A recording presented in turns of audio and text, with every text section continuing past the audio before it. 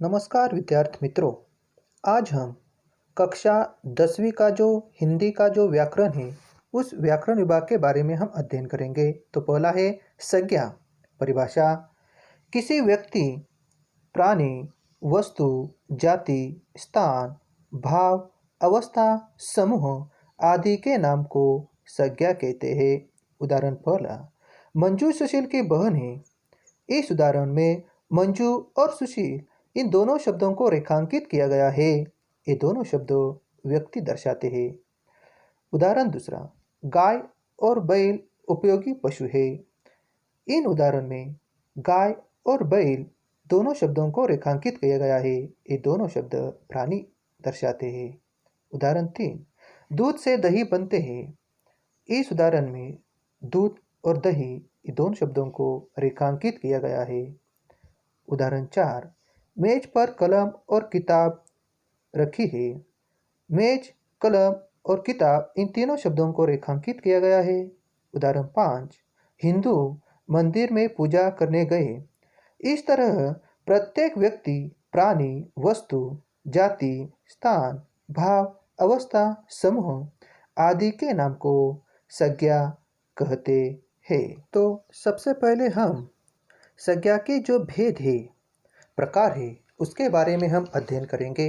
संज्ञा के 5 भेद प्रकार माने गए हैं। उनमें से सबसे पहला है व्यक्तिवाचक संज्ञा, दूसरा है जातिवाचक संज्ञा, तीसरा है भाववाचक संज्ञा, चौथा है द्रव्यवाचक संज्ञा और पांचवा है समूहवाचक संज्ञा।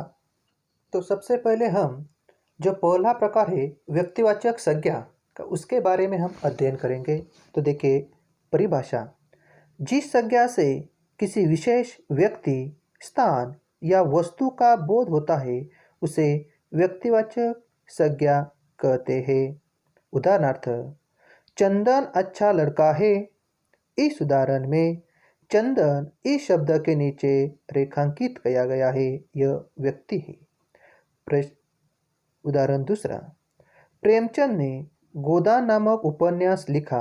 इस उदाहरण में प्रेमचंद और गोदाम यह दोनों वस्तु दर्शाते हैं। उदाहरण 3, हम मुंबई में रहते हैं। इस उदाहरण में मुंबई शब्द को रेखांकित किया गया है। मुंबई यह शब्द स्थान दर्शाता है, इसीलिए इस तरह रेखांकित संज्ञाएं किसी खास व्यक्ति, स्थान, शहर, खास पुस्तक का नाम बताती है। ऐसी संज्ञाएं व्यक्तिवाचक संज्ञा कहलाती। दूसरा है जातिवाचक संज्ञा। जातिवाचक संज्ञा की परिभाषा देखिए: जिस संज्ञा से किसी प्राणी, स्थान या वस्तु की पूरी जाति का बोध होता है उसे जातिवाचक संज्ञा कहते हैं। तो देखिए उदाहरण पहला, यह आदमी गांव से आया है। इस उदाहरण में आदमी यह प्राणी दर्शाया है, गांव यह स्थान दर्शाया गया है। इन दोनों शब्दों का पूरी जाति का बोध हुआ है। उदाहरण 2, नदी पर्वत से निकलती है। नदी और पर्वत इन दोनों शब्दों को रेखांकित किया गया है। ये दोनों शब्द स्थान दर्शाते हैं, इसीलिए यह पूरी जाति का भी बोध कराती है। उदाहरण 3, लकड़हारा सिंह से डरता है। इस तीसरे उदाहरण में लकड़हारा और सिंह यह दोनों प्राणी दर्शाते हैं और इनका पूरी जाति का भी बोध हुआ है। ठीक इसी प्रकार इन वाक्यों में रेखांकित शब्द आदमी, गांव, नदी, पर्वत, लकड़हारा, सिंह संज्ञाएं हैं।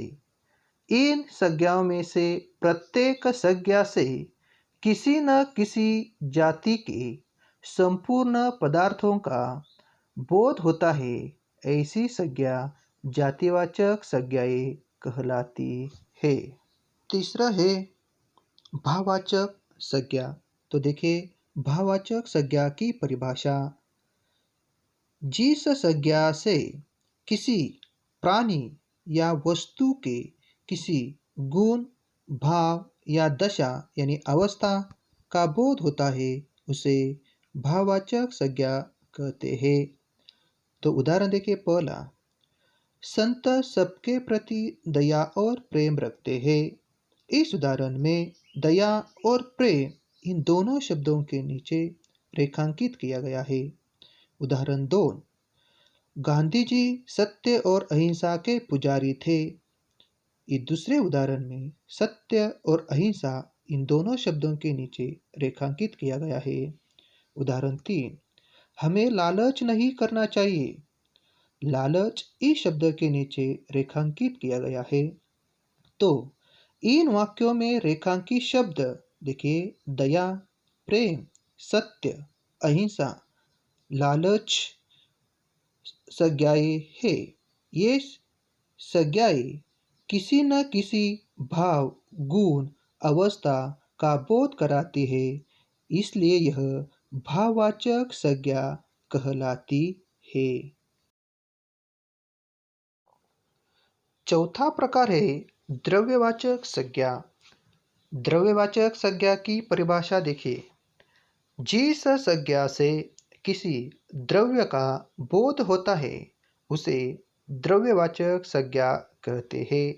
उदाहरण पहला, लोहा काला होता है और चांदी सफेद होती है। इस पहले उदाहरण में लोहा और चांदी इन दोनों शब्दों को रेखांकित किया गया है। उदाहरण 2, हमारी दुकान पर गेहूं, चावल, दाल, तेल, मिर्च आदि चीजें बिकती है। तो इन उदाहरण में गेहूं, चावल, दाल, तेल, मिर्च इन सभी शब्दों को रेखांकित किया गया है। उदाहरण 3, तुम दूध में पानी अधिक मिलाते हो। तीसरे उदाहरण में दूध और पानी इन दोनों शब्दों को रेखांकित किया गया है।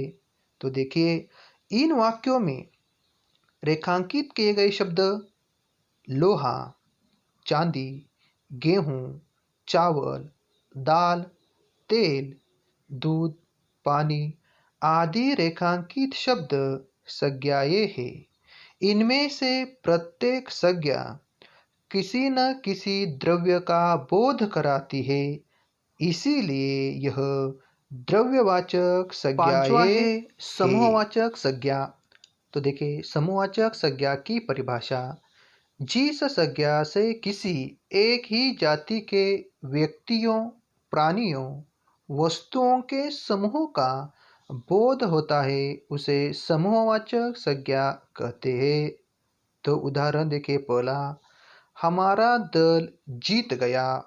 इस उदाहरण में दल इस शब्द के नीचे रेखांकित किया गया है। दल यह शब्द समूह दर्शाता है। उदाहरण 2, बच्चे जुलूस में गए। इस उदाहरण में जुलूस इस शब्द को रेखांकित किया गया है। जुलूस यह शब्द भी समूह दर्शाता है। उदाहरण 3, स्टेशन पर बड़ी भीड़ थी। भीड़ इस शब्द को रेखांकित किया गया है और यह शब्द भी समूह दर्शाता है।